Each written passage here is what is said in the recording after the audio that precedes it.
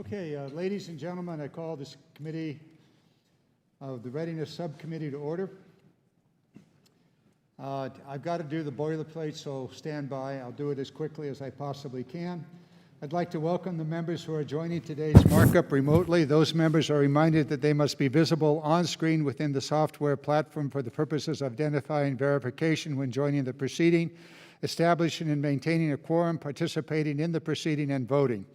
Members participating remotely must continue to use the software platform video function while attending the proceedings unless they experience connectivity issues or other technical problems that render the member unable to fully participate on camera. That does not mean hit the mute button or the do not or the video button. Keep it on. If a member who is participating remotely experiences technical difficulties, please contact the committee staff for assistance, and you have a reasonable chance of getting help and reconnected. When recognized video of remotely attending members' participation will be broadcast in the room via the television internet feeds. Members participating remotely are asked to mute their microphone when they are not speaking. Mute your microphone when you are not speaking. We'll say that several times during the meeting. Members participating remotely will be recognized normally for asking questions, but if they want to speak at another time, they must seek recognition verbally. In all cases, members are reminded to unmute their microphone prior to speaking. Members should be aware that there is a slight lag of a few seconds between the time you start speaking and the camera shot switching to you. Members who are participating remotely are reminded to keep the software platform's video function on for the entirety of the time they attend the proceedings. That's the third time I've said that. These members may leave and rejoin the proceeding. If members depart for a short period for reasons other than joining a different proceeding, they should leave the video function on so that we can see the room in which you are sitting or were sitting. If members will be absent for a significant period or depart to join a different proceeding, they should exit the software platform entirely and then rejoin it if they return. Members are also advised that I have designated a committee staff to, if necessary, mute unrecognized members' microphones to cancel any inadvertent background noise that may disrupt the proceeding, or if you intend to disrupt the proceeding, we'll mute you. Members may use the software platform's chat feature to communicate with staff members regarding technical or logistical support issues only. Finally, remotely participating members should see a 5-minute countdown clock on the software platform's display, but if necessary, I will remind the members that their time is up. Doug, did I complete my work? Thank you, Doug. Now, following this meeting and before the next meeting, we will ask all of the members participating in the hearing to repeat verbatim what I have written because you've heard it enough times to have memorized it. Okay, deep breath and move on to the real hearing. With these administrative remarks out of the way, I move on to the substance of the hearing. The scourge of contamination from Pfas and PFOA and other perfluorinated compounds is being experienced by communities across the country and indeed around the world. Our constituents are worried.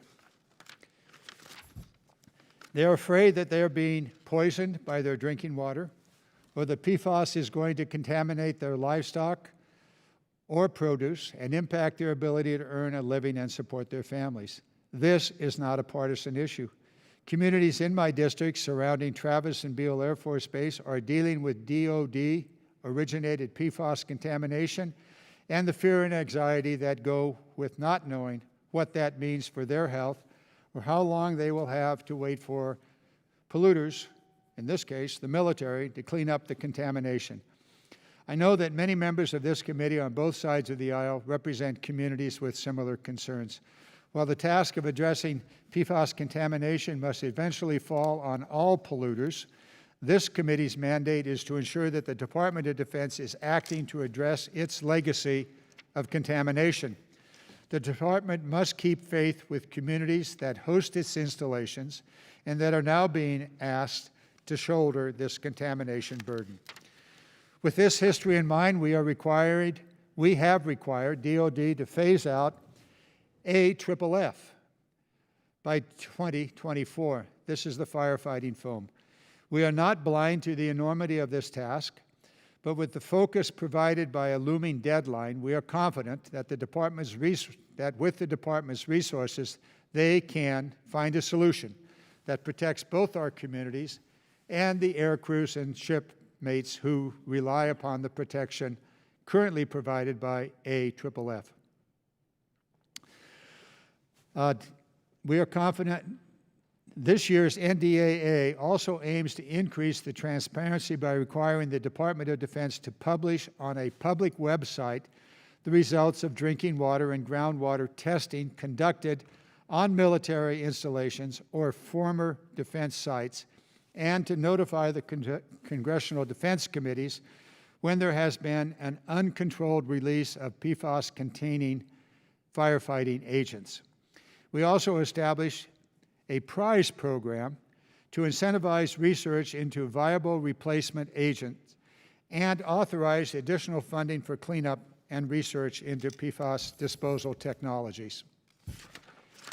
Now, I look forward to this hearing from the witnesses about the Department's ongoing efforts to develop solutions to the myriad of problems presented by these forever chemicals, and how the Department is implementing the requirements of the fiscal year 20 NDAA to address the Department's PFAS legacy impacts on human health and the environment. With that, Mr. Lamborn, I believe you are remote. So, Doug, it's your turn. Welcome, and thank you for joining us remotely. Mr. Brooks is going to cover. Pardon? Mr. Brooks is going to cover for us. Well, Doug, you're not with us. Yo, over here. Mr. Brooks, I understand you're the stand-in? I am the stand-in. So it's all yours. Thank you, Chairman Garamendi. My remarks will be very brief. Ranking Member Lamborn and many of our GOP members are at a signing ceremony for the Abraham Accords at the White House and should be joining us shortly. I thank our witnesses for their testimony. You, not me, are who we want to hear from today. So with that, I conclude my remarks with, let's get to it. Thank you, Mr. Chairman. I yield back.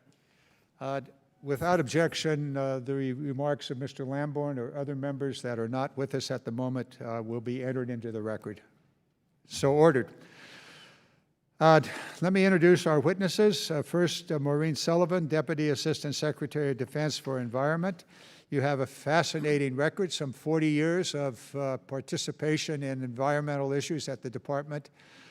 You and I were having a conversation earlier. I think we may have worked together in the late 90s in the run-up to the Kyoto Climate Conference.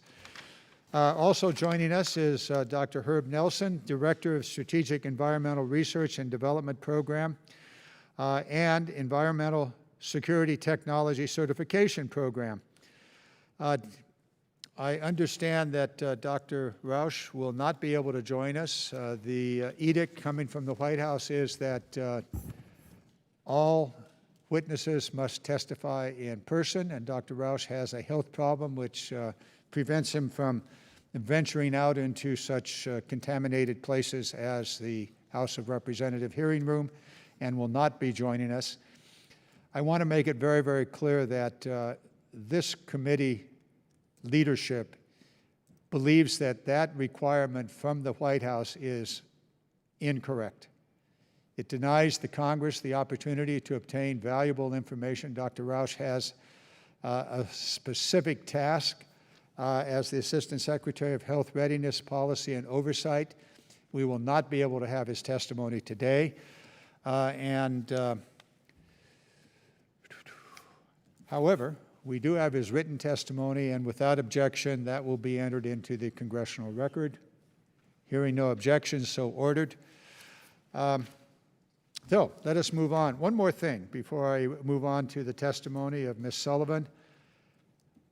I want to say happy birthday to Dr. Nelson. It is your birthday today. Thank you for coming across the river and joining us, Doctor. We'll await your testimony. Ms. Sullivan, you go first. Chairman Garamendi, Ranking Member Lamborn, Mr. Brooks, sir, and distinguished members of the subcommittee. I am Maureen Sullivan, the Deputy Assistant Secretary of Defense for Environment. My portfolio includes policy and oversight of DOD's programs to comply with environmental laws, such as the Safe Drinking Water Act and the Comprehensive Environmental Response, Compensation, and Liability Act, CERCLA. I want to thank this subcommittee for the opportunity to discuss per- and polyfluoroalkyl substances. We believe DOD has been leading the way to address these substances. Over the last 4 years, DOD has committed substantial resources and taken action to respond to concerns with PFAS. In July 2019, as one of his first actions, Secretary Esper stood up a task force to provide strategic leadership and direction to ensure a coordinated, aggressive, holistic approach on DOD-wide efforts to proactively address PFAS. CERCLA provides a consistent approach across the nation for cleanup. DOD, like other federal agencies, is specifically authorized under CERCLA Section 104 to take actions to address pollutants or contaminants, like PFAS, regardless of a CERCLA hazardous substance designation. DOD's priority is to quickly address PFAS and PFOA in drinking water above EPA's lifetime health advisory, where DOD is a known source. DOD actions are consistent with EPA recommendations. DOD prioritizes sites for action using the longstanding CERCLA risk-based process, worst first. These known or suspected PFAS release areas are in various stages of assessment, investigation, and cleanup. To prevent further releases to the environment, DOD limits the use of aqueous film-forming foam, AFFF, to responses to emergency events and no longer uses it for land-based testing and training. The department treats each release of AFFF as a spill response.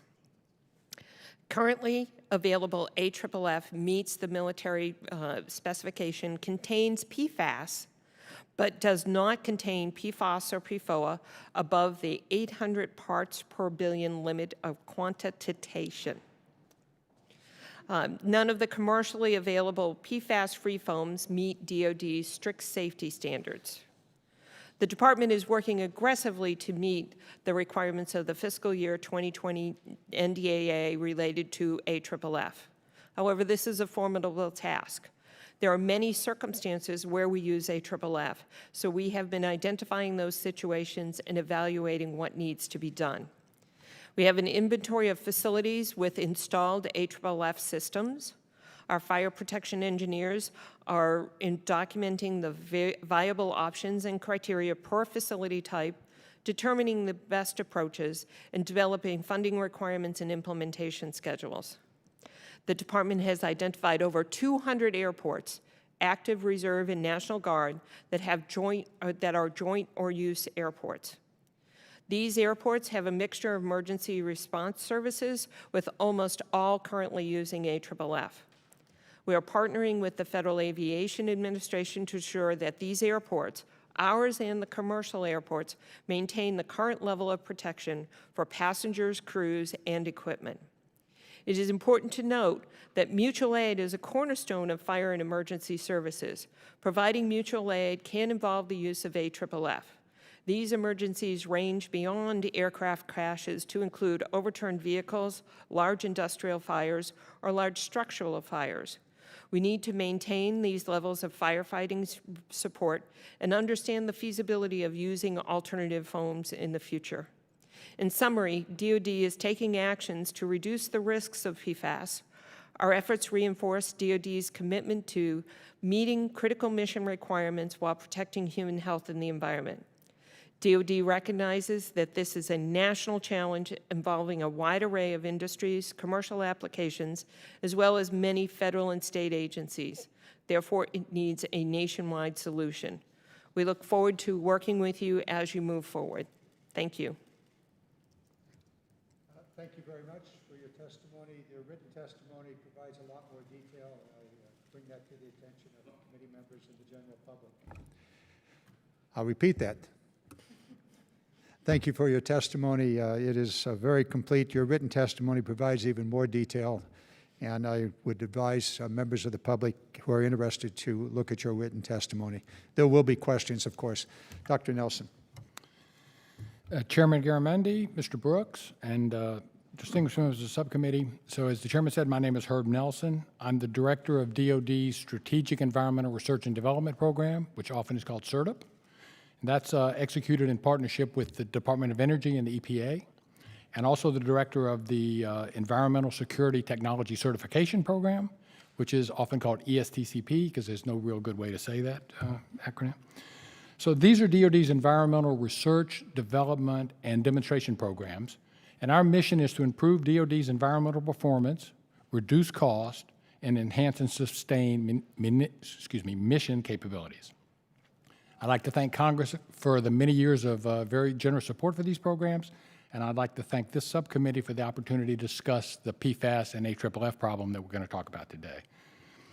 SERDP and ESTCP are leading DOD's R&D response to these issues, and we do that through funding individual research projects that are led by academics, people in industry, people at DOD laboratories, and other federal agencies. These projects range from small-scale laboratory studies up to large-scale, almost pilot-scale demonstrations at DOD facilities. So we span the gamut from basic research through almost operational scale. SERDP initiated research into the fate, transport, and remediation of PFAS and PFOA shortly after the EPA released its provisional health advisory in 2009. It became clear pretty early on in this that this was a much more complex problem than many of the contaminants that we've dealt with in the past. So our research program has expanded into really 4 areas, covering all of the scope of PFAS. That is sampling and analysis, fate, transport, and characterization of the compounds themselves, ecotoxicity of these compounds, and remediation, of course. The goal at the end, of course, is remediation. Similarly, in the AFFF area, we have a 4-prong line of approach to that also. We're looking to develop new PFAS-free formulations. We're looking to demonstrate the performance of both commercially available and developmental formulations in large-scale tests, where we can really document the performance of PFAS-free materials.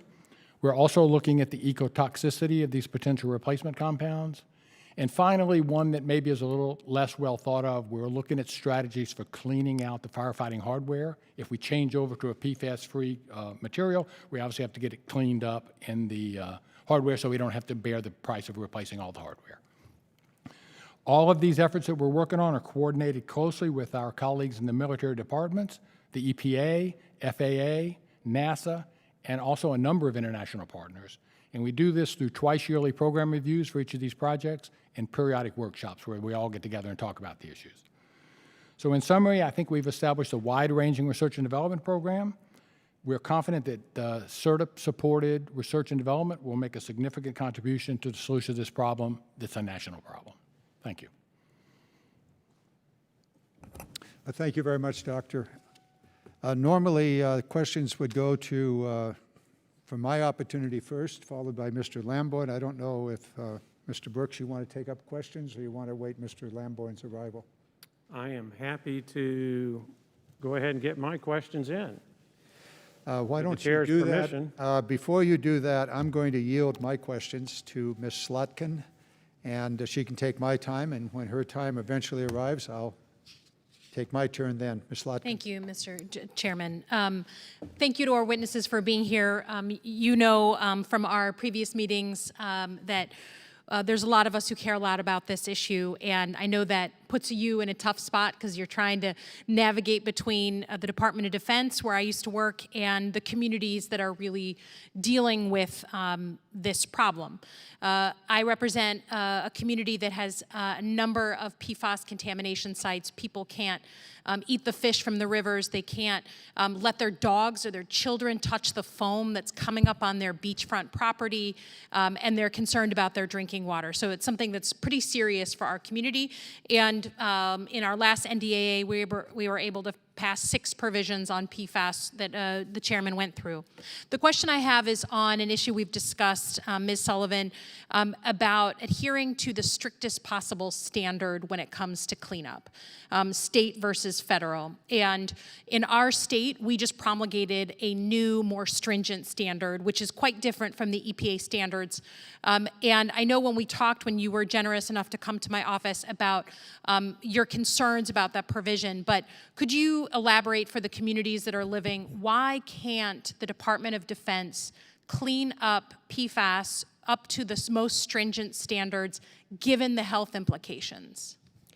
Well, let me clarify, ma'am. Of course. So as part of the CERCLA process, the state standards do come in as part of the cleanup decision. Right. So when we get to the remedy selection, the state standards play an integral role in that remedy selection. So ultimately, it's called an ARR, applicable and relevant and I always get this wrong. The applicable and relevant required appropriate standards. So the state standard, the Michigan standard, will come in actually in the remedy selection when we get to that phase of the process. Absolutely. Yeah, I understand that, but factoring it in and having to live by it are very different things.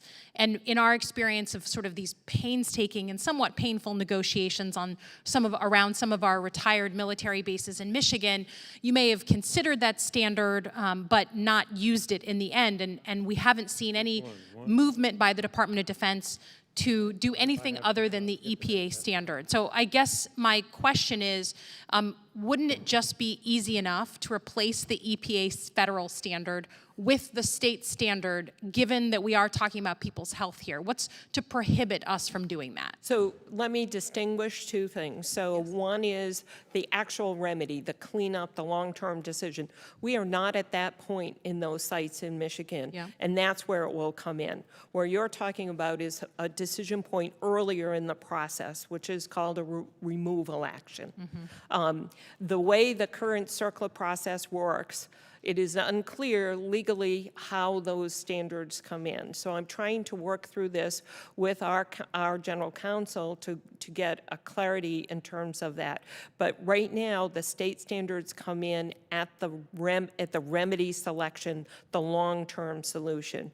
I need clarity from our attorneys on the issue of how it plays in a removal action, which happens much earlier in the process. Yeah, and I do understand removal versus remediation. Right. And again, I understand the complications that this would cause the Defense Department to have to live by these different state standards, but we're only doing it out of sheer desperation because the EPA won't do their job and set a clearer standard that's based on science. So based on science, sir, if I can turn to you, and happy birthday, by the way. Michigan State University, which I represent, is one of the few PFAS research institutes in the country. Can you talk to us about what's needed on remediation? We know it's difficult. We know there's not a lot of answers. What would kickstart the investigation and support of remediation methods? Well, I actually don't know that it needs a kickstart. I think we're starting to move some remediation methods out of CERDIP, which would be the R&D, the laboratory scale, and maybe a small little plot in the backyard, out to installation. So we had a few successes. What is not so far successful is bioremediation. That's used a lot in other contaminants where there is you find some microbes that will help you break down the compounds. Since the carbon fluorine bonds and PFAS are very, very strong, it's really difficult to find candidates for bioremediation. So I guess I just answered the question without answering the question. Huh? If we could find make some more progress in bioremediation, I think this whole thing would go faster.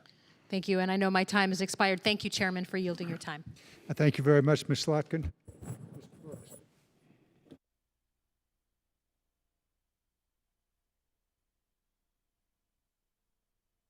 I turned it off rather than on. Just for the benefit of everyone who's watching, PFAS refers to per- and polyfluorinated alkyl substances, and it's called PFAS for short. This question is for Dr. Nelson. In your written testimony, you state, quote, none of the commercially available PFAS-free foams meet the Department of Defense's strict safety standards to rapidly extinguish dangerous fuel fires and prevent their reignition during rescue operations," end quote. Are you confident the Department of Defense will be able to not only identify an effective PFAS-free foam, but also by 2024 install PFAS-free foams on all Department of Defense installations that use aqueous film forming foam? A lot of tongue twisters. Yeah, absolutely. So that's why people say AFFF instead of trying to say that whole nine. I don't know if confident is the right word, but quite optimistic. We're making good progress in the research program on identifying substances that can meet the extinguishment requirement. All the PFAS-free foams meet the reignition standard. So it's get the fire out and then keep it out while rescue people go in or something like that. So they all meet the reignition standard. They don't yet meet the 30 seconds for a 28 square foot gasoline fire. That's the qualification test for the military specification. Many of the PFAS-free foams can do it in 40 or 45 seconds. So we're making progress. We're not there yet. Ms. Sullivan, this is for you. Our forces operate on several joint-use airports across the nation where they share firefighting responsibility with their civilian counterparts. How is that impacting the PFAS replacement effort, and can you give us some insight into the Department's collaboration with the Federal Aviation Administration or other federal agencies to address PFAS use in these cases? Thank you, sir. It's actually quite a complicated situation because we have basically 4 types of joint-use airports where DOD provides all of the support, DOD provides partial support, provides minimal support, or none. Where we provide partial or minimal, we have to ensure whatever foam that we are in fact using is compatible with the foam that the commercial airport is providing, so that the foams can interact properly and don't discount each other. So we are working very closely with FAA on demonstration, validation, sharing test results to be able to make sure that the foams are in fact compatible. The other thing is we really need to be careful in terms of not going down a sole source type of airport foam. We need to have multiple types of foams so we have multiple sources and ensure how they can all interact together, while in fact continuing to support at the level of protection that the airports need. This question is for either one of you concerning PFAS alternatives that are now being looked at, researched, and developed. Has there been any environmental testing done of these alternatives to determine their level of risk compared to PFAS? So we've just started that. Normally, of course, we would develop something that worked, and then we do environmental testing. Since we have the short deadline, we're having to do everything in parallel. So we have 6 projects started this fiscal year looking at the environmental impacts of these alternatives. So some of that effort's going to end up being wasted because we're having to test things that haven't quite proven themselves out yet in the firefighting, but that's what we've got to do to get this to go on. So I think that we are adequately covering that issue. So if I could add to that, we're also, in addition to the work that Dr. Nelson's group is doing, we are partnering with the National Toxics Program to look at the human health aspects of these alternatives. That studying takes a lot of time, so we need to be patient and work with them. That's part of NIH, so because that's their mission to look at human health. Are there any early indicators as to whether these PFAS alternatives are going to be environmentally safer or more hazardous if used? I think it's too early to answer that question. We're just getting started. Normally, on this day, I could give you some early indicators, but as like everyone else on this earth, they've really taken a delay because of the COVID situation. Many of the people are out of their laboratories, so maybe they're 6 months further behind than we would expect them to be. Thank you, Mr. Chairman. I yield back. Thank you, Mr. Brooks. A very good line of questions along the way. I will simply add one thing to your question about the 2024 deadline. I suspect there may be 1 or 2 of us in this room that did all of its work before the final exam, or did we wait till the final exam deadline? The deadlines are necessary for that purpose. a lot of work obviously needs to be done. Our next, let me run down the gavel order here. Horn, Stefanik, Houlihan, Slotkin. Back to Slotkin again. Ms. Horn. Thank you, Mr. Chairman, and thank you to our witnesses. I want to ask about our assessment and understanding of contamination, specifically in my district and home state, Tinker Air Force Base, which is right at the edge of my district and is incredibly important. We've seen 5 sites in Oklahoma City that have been identified to have PFAS in drinking water or groundwater, and 3 of these sites were military related. And with 7 bases across our state, 5 have had identified areas of contamination. And this question is for both of you. So what I'm trying to understand is that in the 2017 report, Secretary Sullivan, the 2017 report showed that Tinker had 73 to 170,000 points above the EPS, the EPS Health Advisory. But then there's also the March 2020 task force that claims that no one on or off base is drinking water above the EPA's level of 70 parts per trillion. So I know there's issues of cleanup and adjusting the foam, but what I'm trying to understand is those 2 things seem to be contradictory to me, that we've identified sources of contamination, but then there's another report that says they're not. So how do we address this? Thank you, ma'am. Good question. I appreciate the opportunity to clarify. So let me distinguish groundwater versus drinking water. So what is really important is we may have identified the presence of these compounds, PFAS and PFOA, in the groundwater. That does not mean it is in the drinking water. Not all sources of groundwater are used as drinking water. There may be treatment processes in between the groundwater and the drinking water. So I want to make that distinction in terms of there may in fact be presence in the groundwater, but it's not in the drinking water. These are 2 separate tests. And I will point out that EPA only has an approved test method for drinking water. There is no approved test method for groundwater. We have identified 676 installations across the United States where we need to go and look. We are looking at every one of them. But I will say that we've been studying cleanup issues in groundwater around our bases for decades now. So we have a lot of information about the groundwater flows, which enables us to actually identify where we suspect it is in the drinking water outside the base and move quickly to do the testing. And if the water is above EPA's lifetime health advisory, we have the authority to act right away and work with either the private landowner or the municipality to treat the drinking water. So that's the distinction I would want to make. Where we know it's in the drinking water and we are in fact the DOD source, we're acting right away. The other sites, we're following the standard CERCLA process to do the full investigations. Thank you, Dr. Rush. Do you have anything to add to that? No, ma'am, I think she covered it pretty well. Okay. A couple more questions. Actually, I want to change directions just a little bit and talk about our veterans and preparing the VA, because what we know is that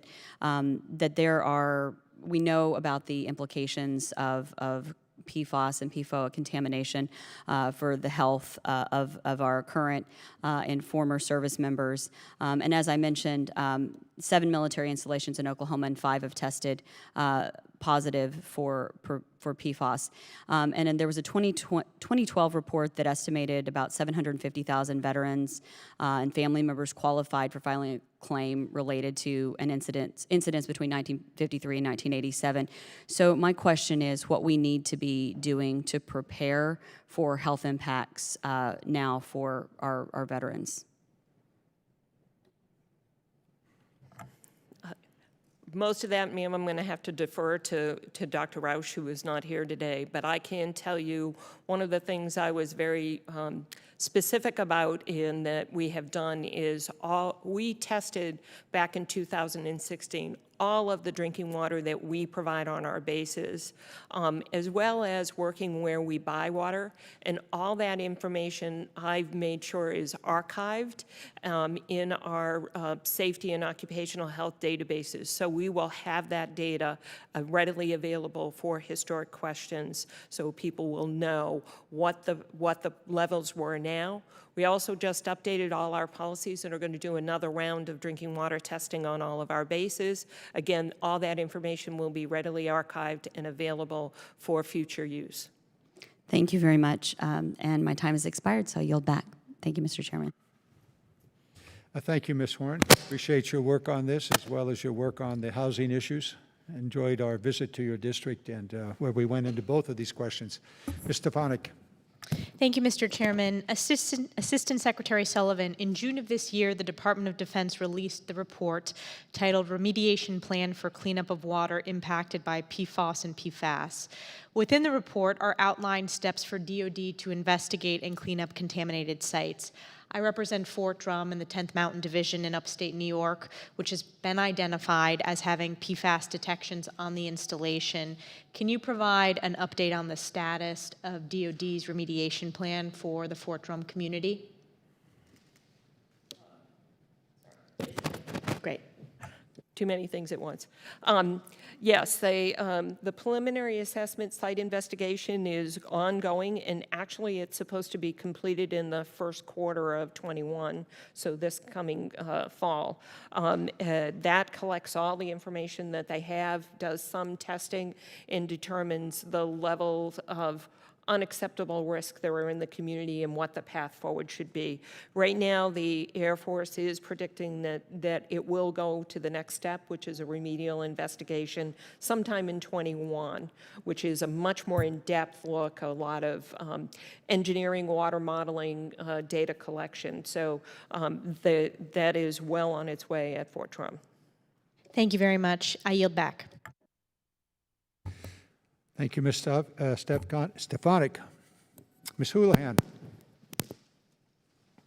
Thank you, Chairman, and thank you all for being here today. I think that some of my questions are probably better served for Mr. Roach, Dr. Roach, so I'll start with what I can ask here today. One of the questions that I have follows along Mr. Brooks's line of question, and I'm intrigued because it sounds as though in an effort to find substitutes for PFAS, there's a concurrent, accelerated program ongoing where we're finding them, studying them, investigating their hazardousness, and it sounds an awful lot like what we're doing in response to COVID in terms of our rapid response plan for COVID vaccine. It sounds, for me, based on what you guys are talking about, that this is a relatively unique approach to a very acute problem that we're having. Is this a new idea to be effectively doing a warp speed project on something like PFAS? So I would be loath to call it a new idea. It is not the normal way the department does it. Normally, we're much more staged approach to things. Obviously, in this case, we don't have the time to do that, so we're having to do things in parallel. Others have done this, of course. Has there been any thought to sort of a post-mortem of sorts when we get to the point where we've passed the deadline, so to speak, when the term paper is due, to see if that accelerated approach has been more effective than not, or more cost-effective than not? Actually, that's a great idea, yeah. I think it will turn out to be, there will be some inefficiencies. So we're going to study some compounds that are not going to make the final cut. So that's just what's going to happen when we do this quickly.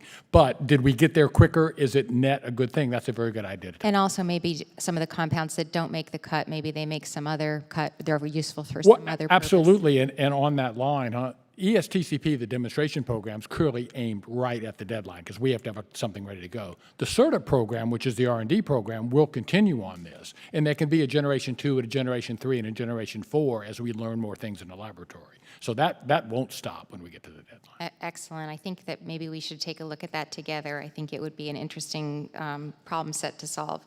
My next question is also for you, Dr. Nelson, and you mentioned in your introduction some of the cross departments that you're working with. One of the things that I was able to introduce in this year's NDAA, was an Interagency Research Coordination Strategy Act to make sure that we are coordinating efforts across the federal government in addition to the DOD, but with others. So could you describe briefly what is going on to make sure that we are, the DOD's PFAS activities are integrated with other agencies, and if there are any challenges that you've encountered coordinating those activities? I don't think we've encountered any challenges. My colleague Andrea Leeson, who is the program manager for this particular area, convenes a periodic call with the people and all the other agencies that are supporting PFAS remediation. So we're talking about the remediation now. And they kick around what they're doing, what are the big problems they come up, and of course we invite them to all of our workshops. The outputs of our workshops are generally a short, medium, and long-term research plan, so everybody gets to be involved in that, and we publish those on our website so that every agency can take a look at what we're going to do in the short, medium, and long term. So I think it's going on. It will be more formalized after this, if the provisions in the AA pass, that there'll be maybe a more structured approach, but it is going on informally. I think the same thing in AFFF. It's a pretty small community. There was this talk about communicating with FAA. One of our big investigators helped the FAA design their test facility at the Atlantic City Technical Center. So they're all really interconnected. FAA is just getting back to work from their COVID break. We've set up a call once a month with our 2 testing places at Tyndall Air Force Base and at the Naval Research Lab with the FAA Technical Center people so that everybody knows what they're doing, what they're getting ready to do. So I think at the working level, it's well coordinated. Okay, and I look forward to seeing when it's more formalized what Absolutely. Then it'll synergies be at a that we higher find. level, huh? And yeah. And with the last minute of my time, I believe my questions are, as I mentioned, for Dr. Roach, but I'll put them out there in case you guys have something to add to them.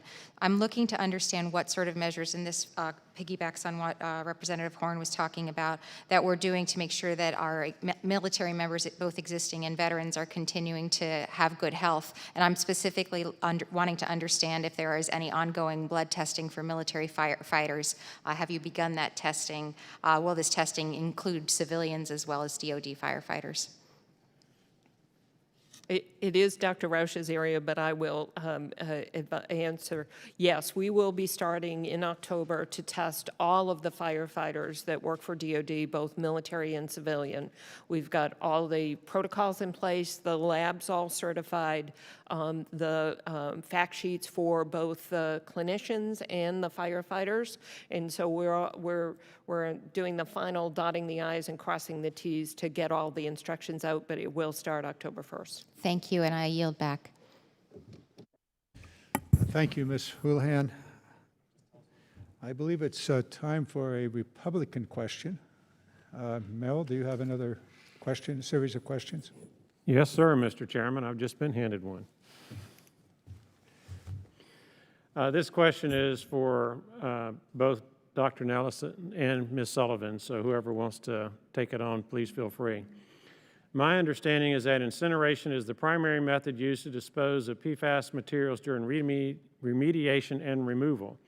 Are you aware of any alternative methods that are mature enough and scalable enough to provide a viable alternative to incineration? Sorry, I didn't know that was going to end up being for me. So no, I am not aware of any thing that meets the criteria you just outlined currently available. There are certainly things in the research program.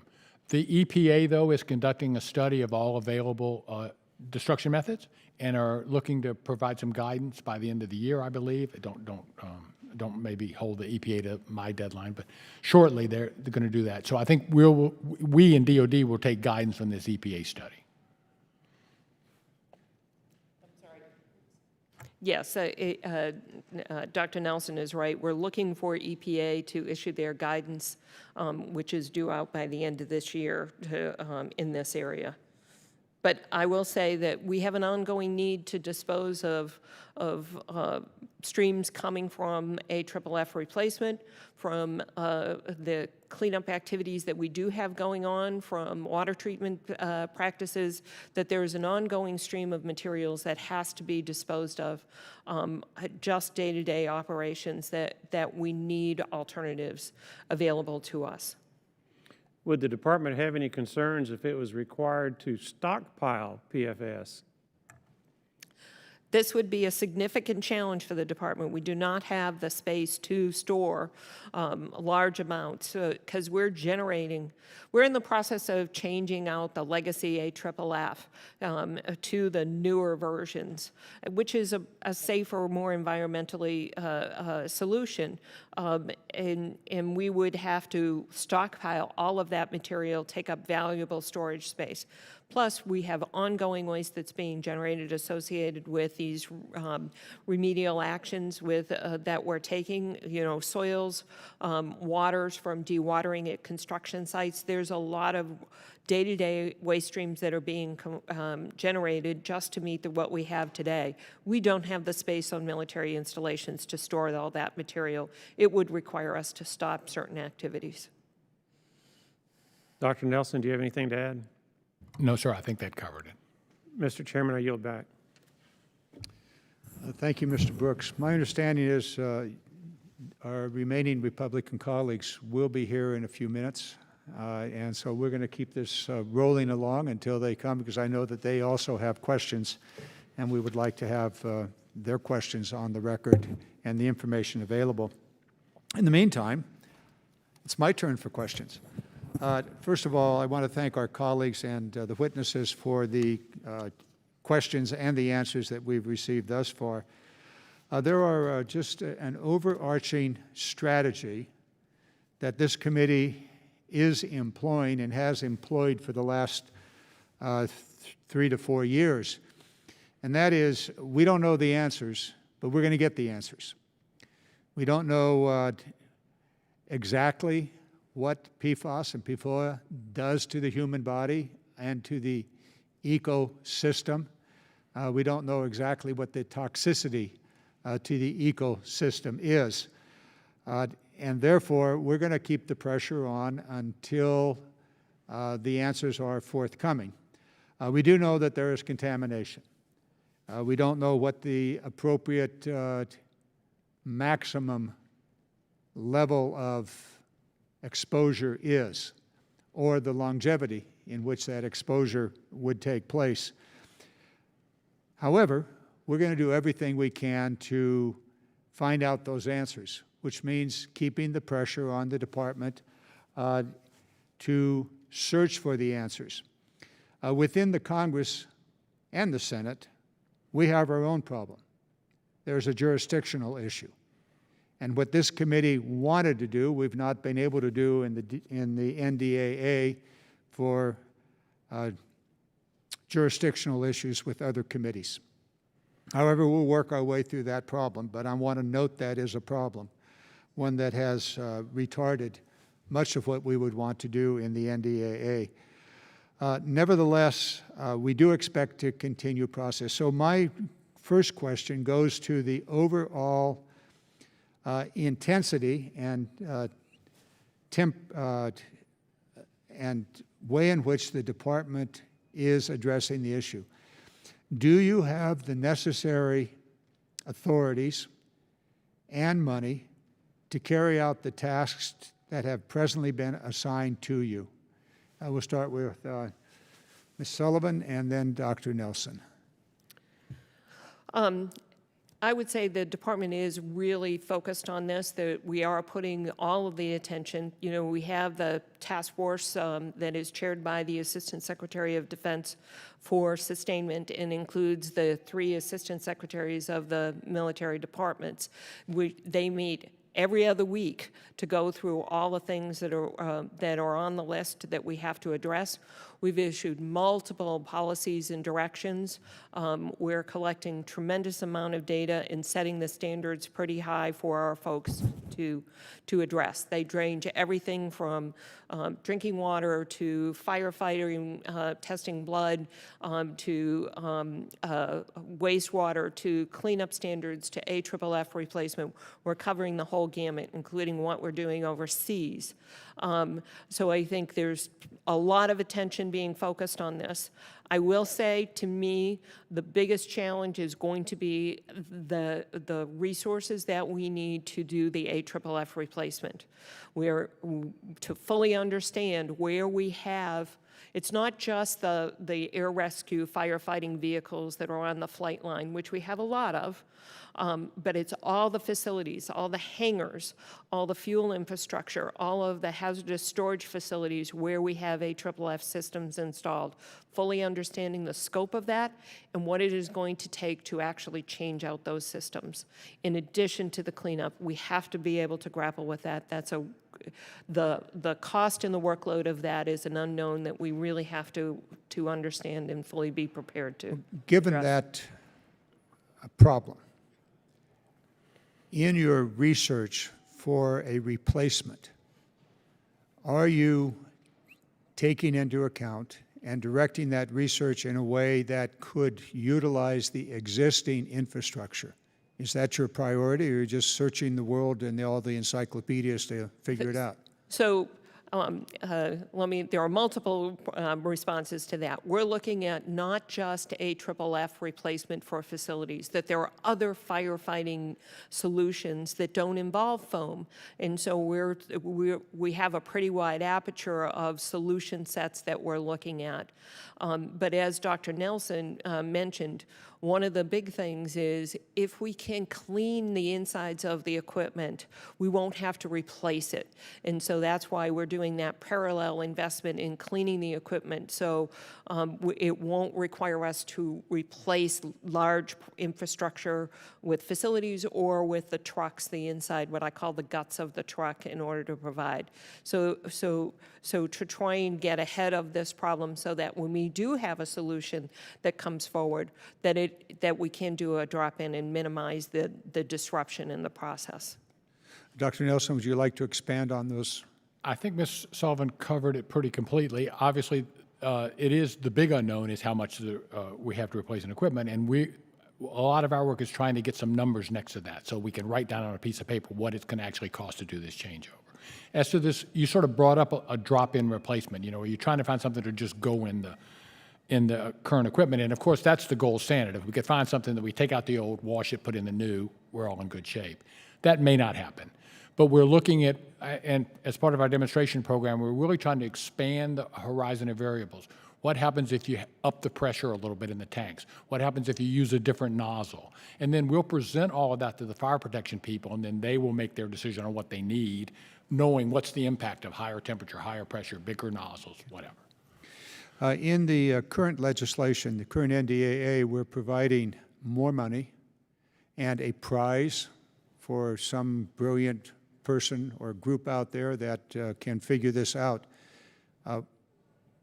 What do you make of that? I'm quite hopeful of that.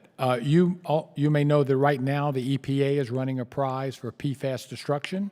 We're co-sponsoring that with them, and the way I think of it is there are a lot of clever people in this country. We know a lot of them, but we don't know them all. So this is a way to get some people that aren't familiar with our problems and that we're not familiar with their work to get involved in this. So I think it's a good idea.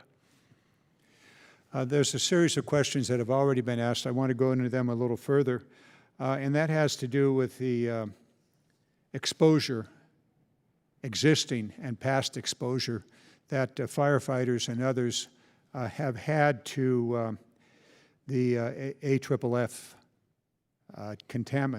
chemicals.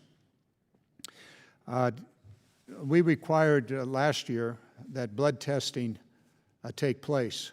What else is the department doing to protect first responders from ongoing exposure? Actually, sir, I'm going to have to defer to Dr. Rausch's organization. They have occupational health and exposure. I don't have that in my portfolio any longer, sir. We note that Dr. Rausch, in his written testimony, speaks to this generally. Unfortunately, I'm going to go back and beat this drum one more time. I think it is extremely foolish for the administration to prohibit testimony in formal hearings from witnesses that cannot or should not appear in person.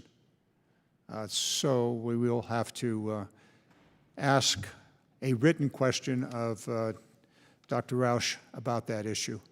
Dr. Nelson, if you'd like to expand on that, you're welcome to do so.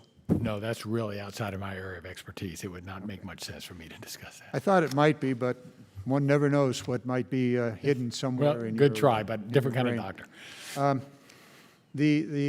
One of the purposes for the blood tests. Okay. One of the purposes for the blood testing is to establish a foundation of data and information. That fits with another law that is in the last year's NDAA and expanded this year, that the military keep records, personnel records, and health records of every individual who is exposed to known chemical contaminants, from the fire pits in Iraq to Pfas going forward. All right, so that probably fits in with it. I understand Mr. Lamborn is on his way. I do have another set of questions.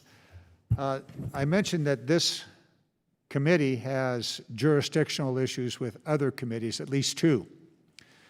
Transportation infrastructure, specifically the FAA, and the Commerce Committee, who has EPA.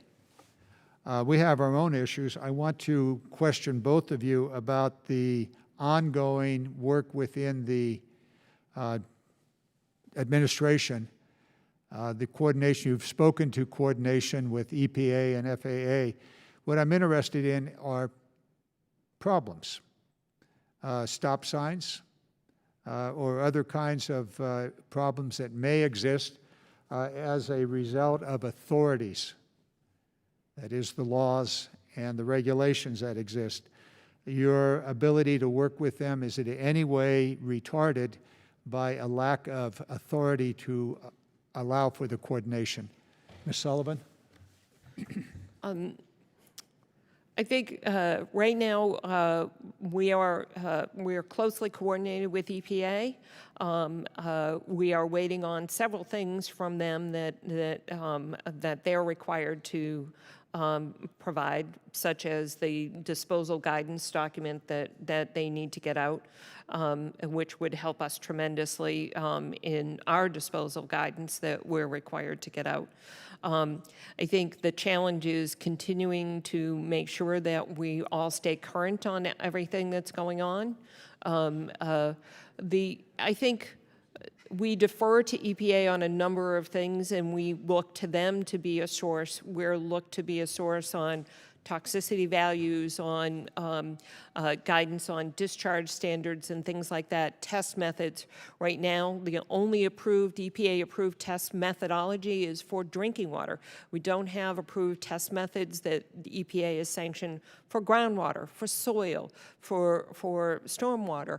These present challenges to us while we move forward, and we continue to work with them to come up with, support them to come up with these standards so they can, in fact, help us as we proceed through our cleanup program.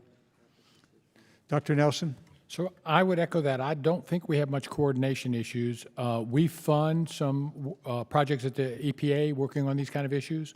All of our projects that I talked about earlier are selected and managed by what we call a technical committee, and since EPA is one of the partner agencies, EPA has representatives on these. So they help us select projects, they help us put together our call for proposals, identify the issues.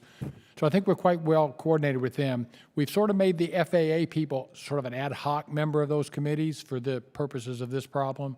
So at the technical level, we work quite well with the FAA people also, so I don't see any barriers. My questions, this particular set of questions is driving at the authorities that exist. Ms. Sullivan, you mentioned three of them just a moment ago, having to do with drinking water, of which there is a standard, and for contamination, for which there is not a standard.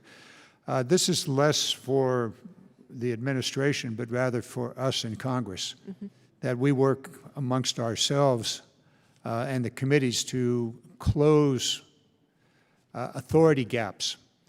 For example, where the EPA may not have the authority to do something that is necessary to deal with the AFFF or the PFAS, PFOA. So that's what I'm looking at, is how information we need to work with our committee, our other committees, to carry it out. You spoke to EPA, Ms. Sullivan. How about the FAA? Well, let me, can I touch EPA I would simply first? say, as a member of the TNI, the Transportation Infrastructure Committee, and the FAA, or the subcommittee, there's a problem. So FAA's deadline, their requirements are different than ours. They have a 21 deadline, and so that is a challenge. We are working very closely together because right now, for an airport to be certified, I've learned this so much I can't tell you. They have to have, right now it requires them to use the mil spec in order to meet the certification. That requirement will go away come October 2021, so it won't be mandated. That leaves a free-for-all on types of what foams these airports are going to do. We're mutually concerned about that, and we are actually actively talking about, well, what is the standard? What level of support? So there's a lot of work to be done there.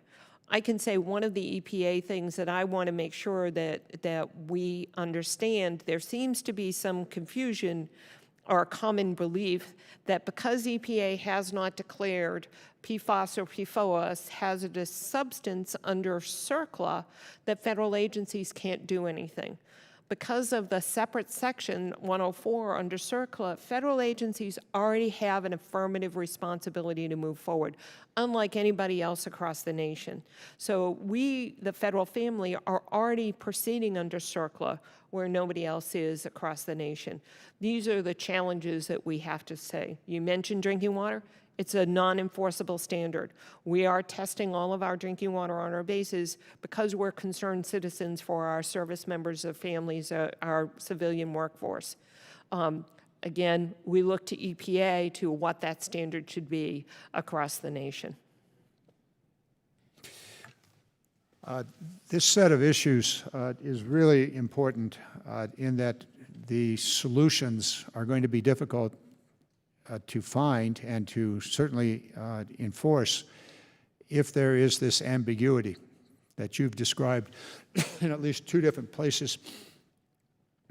I'm asking our staffs, Doug, your staff, my staff, to go into this in detail.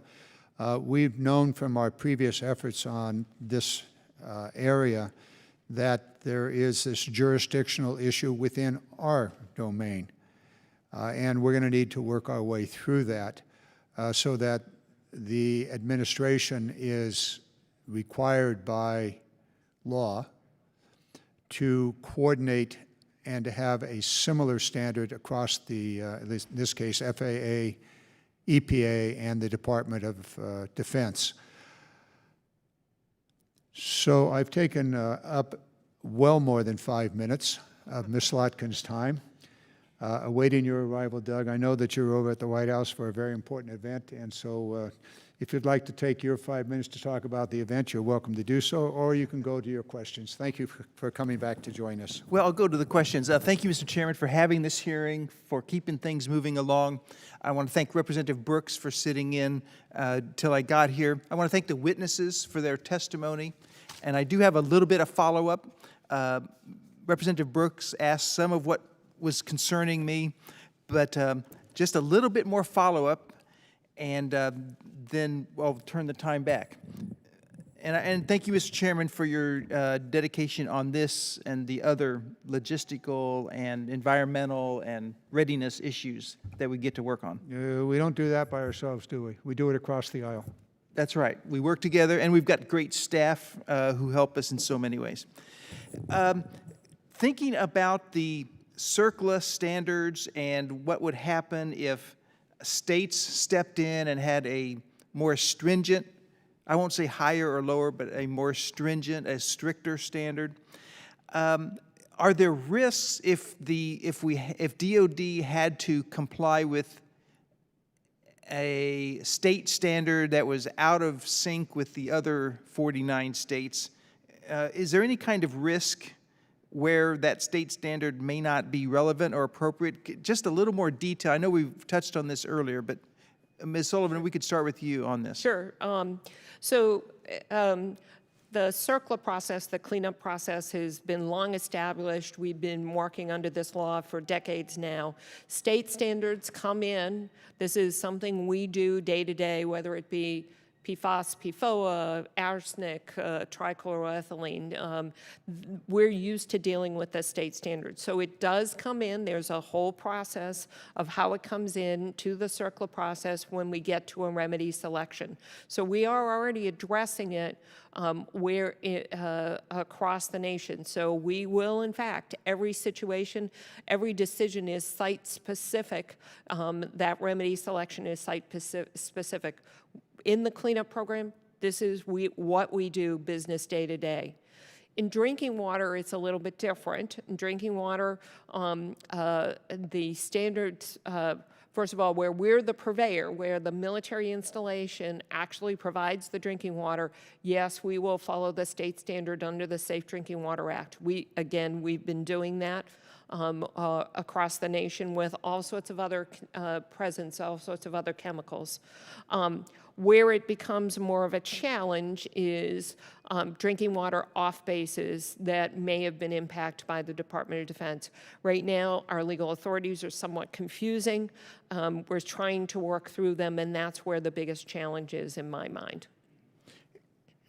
If you had to give, if a state standard was so stringent that maybe it's out of line with what science has said or EPA has said is necessary, is there a risk there that that stringent standard could impose? It could be precedent setting. So part of the process is there has to be a promulgation process that the state has to go through in order to be qualified to be considered. So that's part of the process as well. So that if the process that the state went through to actually issue that standard is looked at, as well as the science behind it, to determine if it's applicable and relevant to be included as a cleanup standard. So it has to be applicable and relevant? Yes. Okay. So if it's too much of an anomaly, there's a way out? It depends on the science and the process that they used. Okay. And lastly, Mr. Chairman, thank you for having my opening statement read into the record by unanimous consent. I'll highlight one thing, and that is the city of Fountain is near Peterson Air Force Base and is maybe the first or one of the first communities in the country to be impacted by this and to realize, hey, we've got an issue here we have to work on.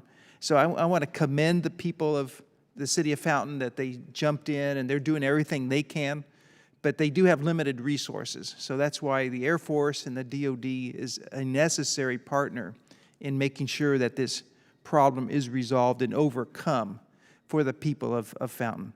So, Mr. Chairman, with that, I yield back. Thank you, Mr. Lamborn. I note that one of our committee members has joined us. Ms. Holland is on remote. And Ms. Holland, you had some questions, so it is your turn. Thank you, Mr. Chairman, and thank you for convening today's panel.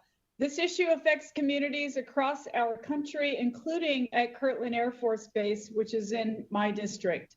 And all three bases in New Mexico have to deal with the consequences of the continued use of PFAS, including the community and farmers surrounding Cannon Air Force Base. New Mexicans deserve clean water to raise their families, grow their businesses, and support agriculture, but harmful chemicals have taken a toll on our communities. I've seen what happens to the health of families and friends when toxic sites are not cleaned up, and it's not something that we should risk.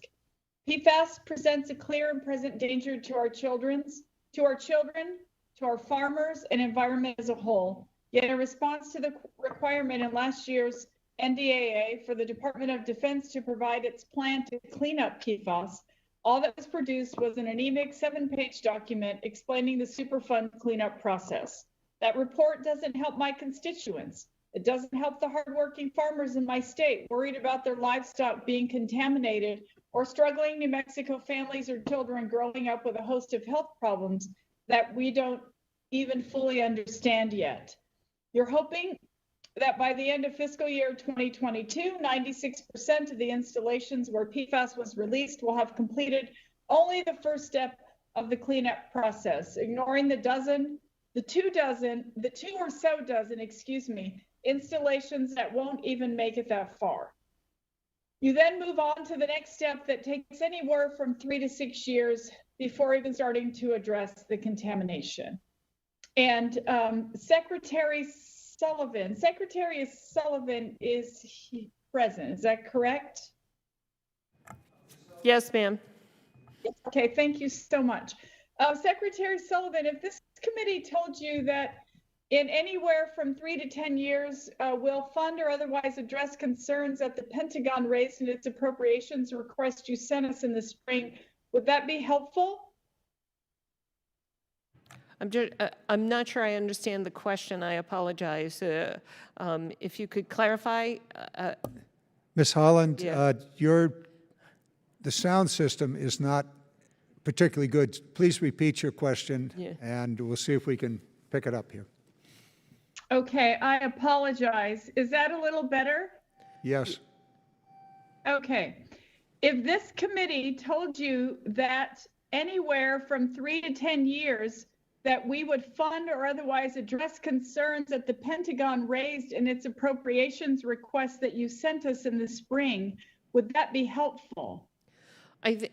Right now, from my perspective, the money that Congress has so generously provided us has enabled us to really make tremendous progress in the cleanup program. Let me make it perfectly clear that our priority has been drinking water. If we in fact know that drinking water has been impacted by Department of Defense activities, we have all the tools in place, all the funding in place, the authorities in place to be able to address that immediately. And we continue to thank the members for their support to do that. The cleanup process is complicated. It takes time to be able to do all of the analysis and studying, really to understand water flows, to understand the engineering, to understand how the fate and transport process works, to be able to design the solution. You want to make sure you have all the information in place, in hand, so that you're designing the right solution up front and you don't have to go back and repeat work. Thank you for that answer. One last question, Ms. Sullivan. Secretary Sullivan, you previously testified it could take 30 years to clean up the PFAS that has been confirmed. If PFAS is also confirmed at the sites where such contamination is now suspected, how much longer will cleanup take? Well, it's really hard to say how long cleanup will take because it's going to be dependent on a lot of site-specific circumstances. That's why it's so important the work that Dr. Nelson and his team is doing to see if there are alternatives that will actually enable us to work on addressing the cleanup. Remember, there's cleanup of groundwater, there's cleanup of soil, there's all sorts of aspects. We have really good solutions for drinking water, but we really need to work on more efficient and effective measures to treat groundwater, to treat soil, and see if we can accelerate that process in any way. But again, it's going to be site-specific how long that solution is going to take and the specific circumstances at that site. Chairman, it looks like my time is up, and so I will yield. Ms. Holland, thank you so very much for joining us remotely. Look forward to additional questions. The members and Mr. Lambo and I may have written questions that we would want to submit for the record, and we'll do so. There are a couple of things here that I want to just pick up that we've talked about the disposal. Ms. Sullivan, you just spoke to that issue. There are contaminated soils, water, and so forth. The use of incineration has been discussed as a way of dealing with it. There is incineration, and then there is incineration. Pyrolysis, for example, super high temperatures, other things. With regard to those incineration, very broadly defined, are all of those types of incineration being considered? Yes, they all are in the research program. So you completely correctly outlined it. There's incineration. These are very stable compounds, which means they take higher temperatures and longer times to break down than many of the contaminants we do. So we've moved a number of projects from the lab to pilot scale work. Among them are things like plasma destruction, which is higher energy, smoldering combustion, which is pretty high temperature but longer time. So we're trying to get at one of those two, either higher temperatures or longer time. And so we're now testing them at realistic sites to see how they do. Of course, one issue in these things is we have to get down to very, very low levels at the end of this. You know, these compounds are hazardous at a very low level. So we can't have 99.9% destruction. We've got to have 5 nines or 4 nines or some number like that. So that complicates the issue, but we've got some hopeful technology. We've got some technologies that we have hope for. Well, the PFAS and PFOAs are not the only chemicals. Oh, exactly, and that are that is part of what the problem is. Huh? They can break down into something that's equally hazardous. It's halfway to destruction. So we have to not, and even larger contaminants can break down to PFAS and PFOA during the destruction process. So it's this whole cascading chain, through the hundreds or thousands of these compounds. So yeah, we're definitely alive to that. We don't want to make PFAS or PFOA go away and something else hazardous show up. The chairman of this committee has an intense interest in these destructive technologies, having worked on it since the 1990s, when I suspect Ms. Sullivan and I were interacting at that time on some of these questions. Before we adjourn here, just a couple of heads up to the department. This committee and the full committee, in fact, the entire Congress and Senate, have been working on PFAS issues at least since 2016 legislation. And I suspect before that there was, without specific focus, this issue was out and about and being discussed. We're not going to let it go. We're picking it up again in this year's NDAA with several advancements in the law, as well as the authorities and the funding. And so we will continue to press this issue in the conference committee. We have every reason to believe that the Senate is aligned with us on these issues. So we will carry out with additional requirements and as well as funding. There is an issue within the Congress itself, and I know this issue exists over in the Senate, and that has to do with authorities. I've spoken to that transportation infrastructure, FAA, and energy and commerce with regard to EPA. So we're going to, and we also have the Resources Committee involved in some of these issues also. It is important for us to know where we bump up against the interagency authorities. And so a question for the record to all three of our witnesses is, where are the interagency problems that prevent appropriate and timely resolution of those problems? They may very well be law or authorities or funding issues.